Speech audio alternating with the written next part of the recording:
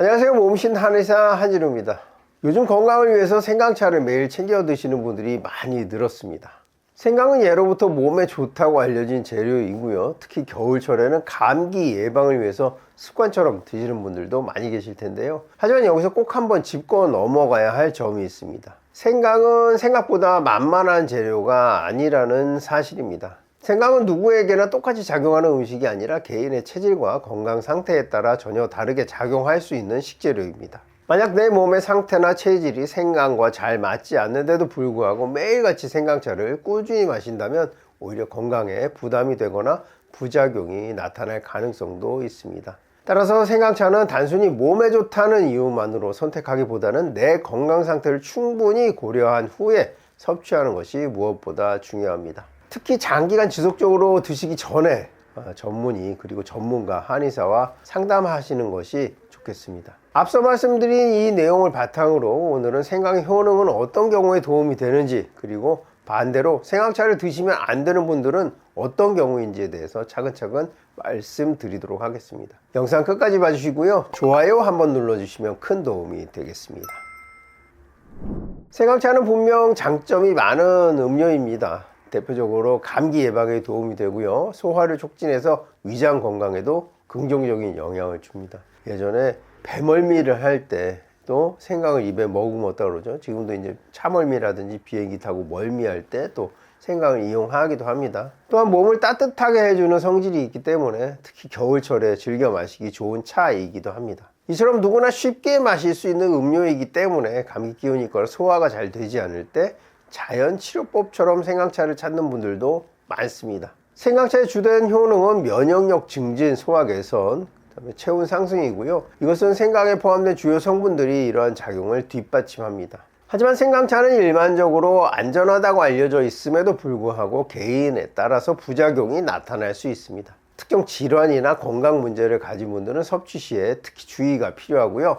생강에 알레르기 반응이 있는 분들은 섭취를 피하는 것이 바람직합니다. 혹시 생강에 강한 자극이 걱정된다면 반드시 대추를 함께 넣으시는 것이 좋겠습니다. 한의학에서 처방을 할 때 강삼조이라고 하죠. 생강 3편, 대추 2알을 넣는 것은요, 대추는 생강의 거친 성질을 부드럽게 감싸고 위장을 보호해주는 환상의 짝꿍이죠. 이러한 점들을 함께 이해하고 있어야 생강차를 일상에서 보다 안전하게 활용할 수가 있습니다. 생강차를 매일 마시면 주의해야 하는 분들, 그 첫 번째는요, 속쓰림이 있는 분들입니다. 생강차는 여러 면에서 도움이 되는 음료이지만 속쓰림이 있는 분들은 특히 주의가 필요합니다. 속쓰림이란 것은 위산이 역류하거나 속이 쓰리고 불편한 증상들을 의미합니다. 위산 역류가 잦은 경우에는 생강차 섭취를 피하는 것이 바람직합니다. 생강에는 분명 소화를 돕는 성분이 들어있고요, 많은 사람들에게 소화 촉진 효과가 나타나는 것도 사실입니다. 하지만 속쓰림을 자주 겪는 분들에게는 이러한 자극이 오히려 증상을 악화시킬 수가 있습니다. 따라서 속쓰림이 잦은 분들은요, 생강차를 자주 마시는 것을 피하고 위장 건강을 위해서 더욱 신중을 기할 필요가 있습니다.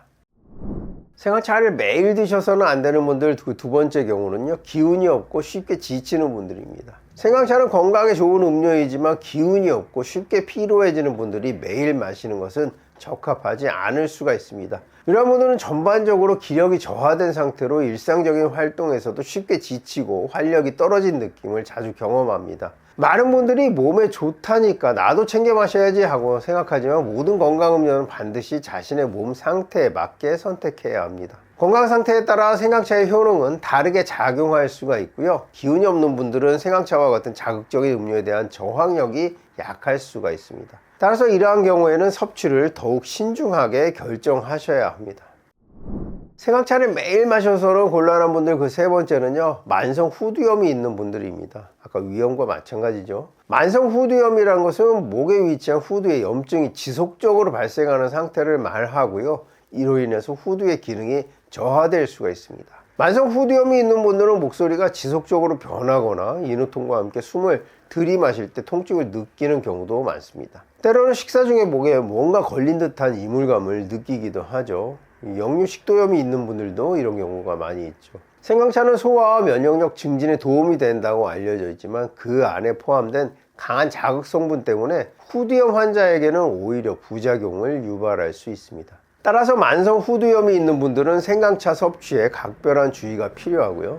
필요하다면 의사와 상담한 후 결정하는 것이 바람직합니다. 섭취를 피하거나 마시더라도 아주 소량만 고려하는 것이 좋습니다.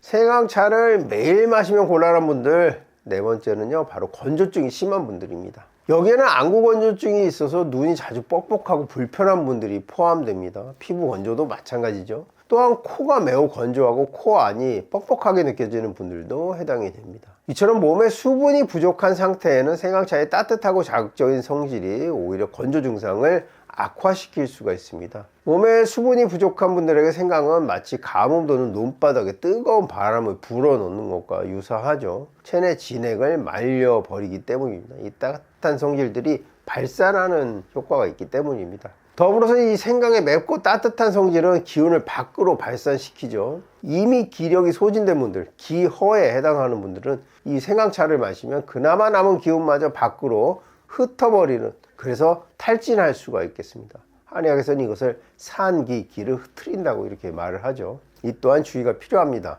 생강차를 무분별하게 마셔서 속이 건조해지면 피부의 광채도 사라질 수가 있습니다.